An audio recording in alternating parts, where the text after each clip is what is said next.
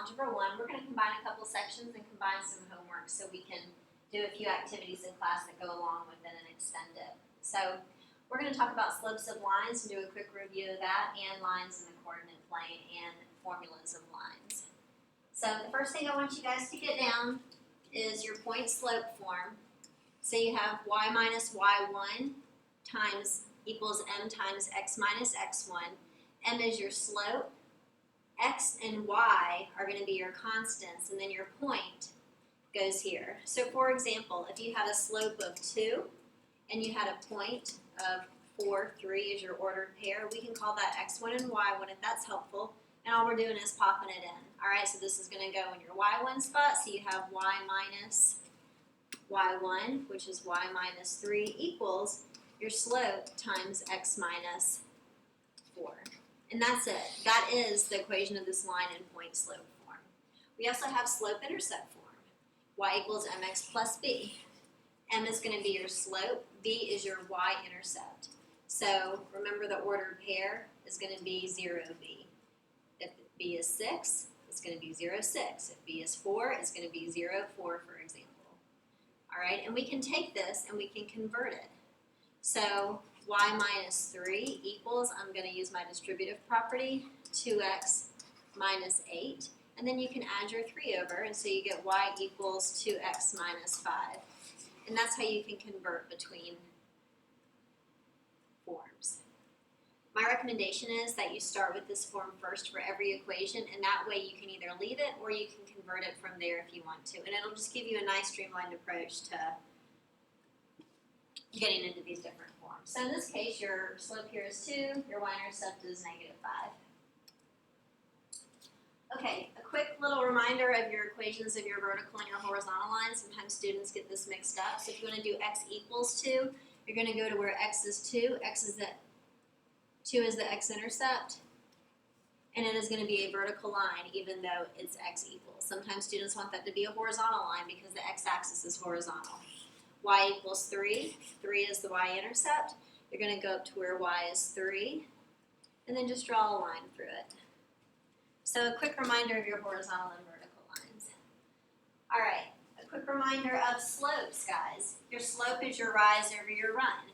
So if you want to find the slope of a line, you can count the rises 1, 2, 3, 4, 5, 6, and then the runs 1, 2, 3, 4. So your slope here is going to be 6 over 4, and always simplify, so it's 3 over 2. And you'll notice you could always go 1, 2, 3, 1, 2, and that's the same slope. Here's your equation. y2 minus y1 over x2 minus x1. Basically just subtract your y's on top. That's your rise over your runs. Do not mix this up, guys. It'll give you the wrong number, okay? And that's going to be a deal breaker on a quiz or a test.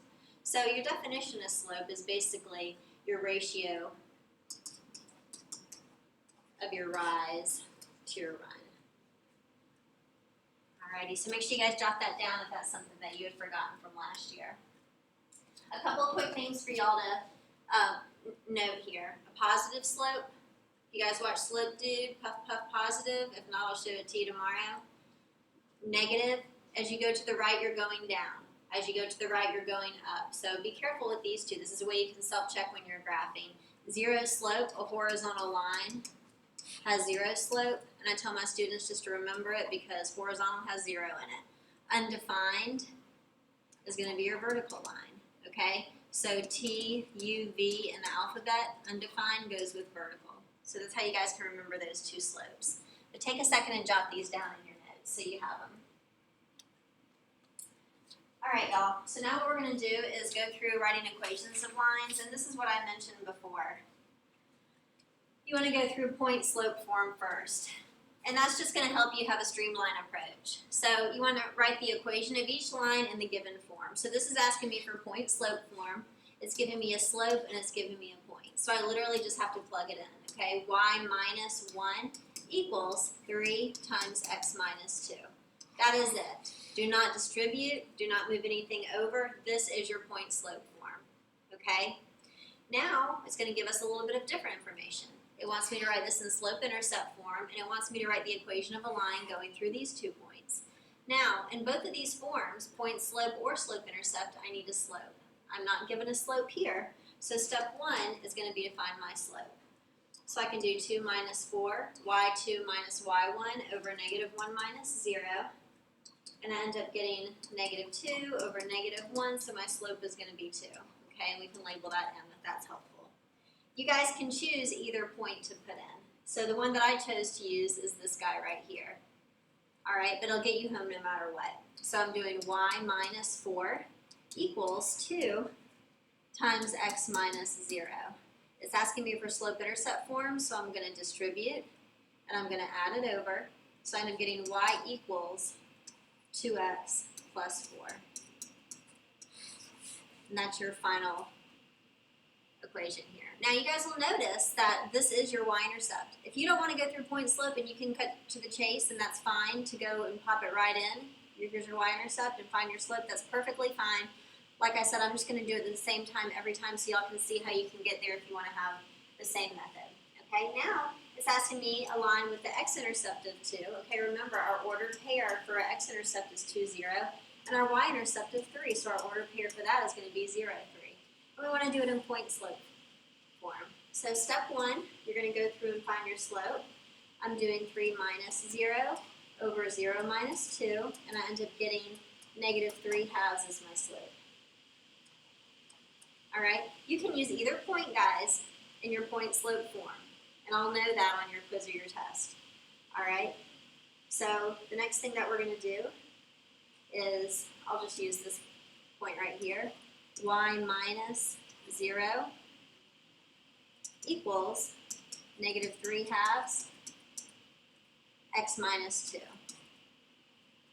And then from here, you can go ahead and just clean this up, simplify it, and so y equals negative 3 halves x minus 2. Notice because it is point slope form, I did not distribute. All right, a quick reminder on graphing, just so that you guys can get your head straight on that. So this is going to be your slope-intercept form. This is your slope, of course, and this is going to be your y-intercept. This is where you start to graph. So we're going to go up to 3, 1, 2, 3, and then we're going to rise 3, 1, 2, 3, and run 2. It's a positive slope. You can also rise down and then go to the left, and that's going to be the same line. So again, I just always do a quick self-check, especially if it's negative. As I'm going to the right, I'm going up. I know that I'm good to go. Alrighty, this one's a little bit different here.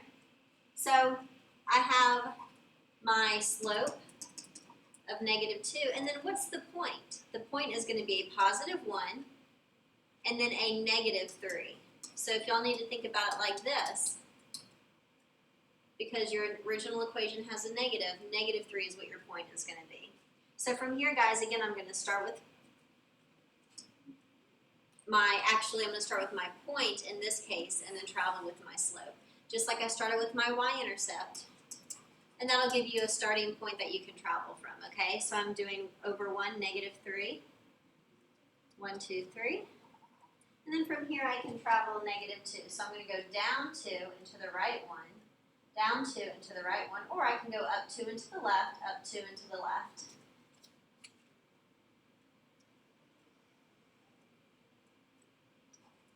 And there's your line. Again, as I go to the right, it's a negative slope, so I can just do a quick check. Okay guys, a couple quick theorems for y'all to get down. Your parallel lines theorem basically says that lines are parallel if and only if they have the same slope. Okay, and then any two vertical lines are parallel. Well, they have the same slope, which is going to be undefined. And then your perpendicular lines theorem basically tells you that lines are perpendicular if the product of their slopes is negative 1. So what you probably heard last year is that perpendicular lines have opposite reciprocals.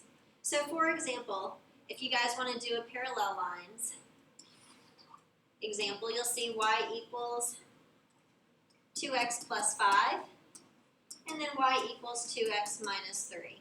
Again, I could care less about what's happening with these. I'm looking at the fact that I have the same slope here. So I know that these lines are going to be parallel. An example of opposite reciprocal slopes, if I have y equals 1/3 x plus 5, and then I have y equals negative 3x plus 2. Again, I'm just examining the slopes here. Now, based on this definition, if I multiply -3 times 1/3, if I multiply the slopes, the product is going to be -1, okay? And when it says opposite reciprocals, opposite signs, all right, so positive and negative, and the reciprocals, of course, are going to be 1/3 and 3/1 if you want to think about it like that, all right? It doesn't matter which one's negative or positive, but when you multiply opposite reciprocals, you end up getting -1, which is what it's talking about here. And then, of course, vertical and horizontal lines are going to be perpendicular by definition. Okay, so we want to find the equation of a line in slope-intercept form that's parallel to the given line. So here, we're just using one extra little step of our knowledge of perpendicular and parallel to do what we did just a few minutes ago. So I want to find an equation of a line that's parallel here. Well, I know that my slope here is 3. That means my new slope for my parallel line also has to be 3 because they're parallel. And then I'm just going to put this in my point slope form, and then I'm going to transfer it. All right, so I have y minus 3 equals 3 times x minus 2. There's your x1 and your y1, popping it right into point slope. I'm not going to stop though because it wants me to keep going, so I end up having y equals 3x minus 6. Add your 3 over, so I get 3x minus 3 as my final equation. And you'll notice that, of course, they're parallel. I have the same slope, okay? And now I want to find the equation put it in in slope-intercept form, perpendicular to the given line. Okay, well, how do I know what my slope is? It's not 4. So step 1, I need to put it in point slope form in order to examine what that slope is. So I'm going to get y by itself. So I'm going to subtract my 4x over, so I get 3y equals -4x plus 8. And I'm going to divide by 3. And so my slope, that's going to be my anchor, is going to be -4/3. Okay? That's how you're going to determine your slope. So my slope here is -4/3. However, guys, I want to do my perpendicular slope. So what's it going to be? Positive 3/4 is going to be my new slope I'm going to use. Alrighty, now we want it to go through this point, so this is the point that we're going to use. So we're going to go through point slope form like I said first, using this new guy, and then we'll convert it from there. So I have y plus 2, y minus -2 is y plus 2, equals 3/4 times x minus 4. There's your point slope. I'm going to distribute. I'll go through this in a couple steps just to make sure we're clear with that fraction. So 3/4 x minus, remember that's over 1. These guys are going to cancel. So it's -3. That cleaned up nicely for me. And then I'm going to subtract my 2 over. So my final equation is going to be y equals 3/4 x minus 5. And you'll notice that these slopes are opposite reciprocals. All right, this is going to be our final concept that we're going to go over for this lesson. And I want you guys to just take a second and jot this down. So you have that parallel lines have the same slope. Y'all know that, okay? So if I gave you a set of, or 2 equations and I said, are they parallel? Then you're going to look here and you're going to say, oh, they have the same slope. However, they're not the same line. They have different y-intercepts. So parallel lines have the same slope and different y-intercepts. Now, intersecting lines, they're going to have different slopes. The y-intercepts aren't going to matter, but they're going to travel at different rates as they rise and run. So any 2 lines, if they're not parallel, and if they're not the same line, which we'll get to in just a second, are going to intersect if you graphed them. It may be way down the line, but any 2 lines are going to intersect if they're on the same plane. Since we're graphing on a coordinate plane, they'll be on the same plane. And then coinciding lines, basically, guys, this is the same line. I have the same slope, so it looks at first sense parallel. However, then you notice they have the same y-intercept. If I graph this and this, then they're going to be the same exact line. So we'll call that coinciding lines. So these are what your problems are going to look like, how we're going to be asked this. Determine whether they're parallel, whether they intersect, or whether they coincide, meaning it's the same line. Well, let's look at these guys right here. It's in slope-intercept form, so I don't have to work too hard. It has the same slope. However, they have different y-intercepts, so it's not the same line. So these are going to be parallel. Now, when I get to this guy here, I have to work a little bit harder. He's in slope-intercept form, so I'm pretty good to go here. But here I need to put him in slope-intercept form so I can examine my information given. So I have negative 2y equals negative 6x plus 10. I'm going to divide by negative 2. We've got to hit everybody. Equals 3x minus 5. So as I examine this and this, well, you'll notice it's the same line. So this is going to be two lines that coincide. And then here, you guys will notice that I have some different forms. Let's go ahead and convert this first. I'm going to divide everybody by 3. So I have y equals 4/3 x plus 7 over 3. And then here, I need to go ahead and subtract this over. So I have 2y equals negative 3x plus 7. And then I'm going to divide by 2. So I have y equals negative 3/2 x plus 7 over 2. So as we examine these two guys, we'll notice that they don't have anything in common, but somewhere in space, these guys are going to intersect. So those would be your 3 different scenarios that you may see. But remember, step 1, go ahead and put it in slope-intercept form first, and slow down on that so that you can make sure you get the information you need to compare them. And this is what we're going to be working on over the next couple days, guys. You have no homework tonight except for to finish these notes up. And we'll work on this over in class tomorrow and on Friday.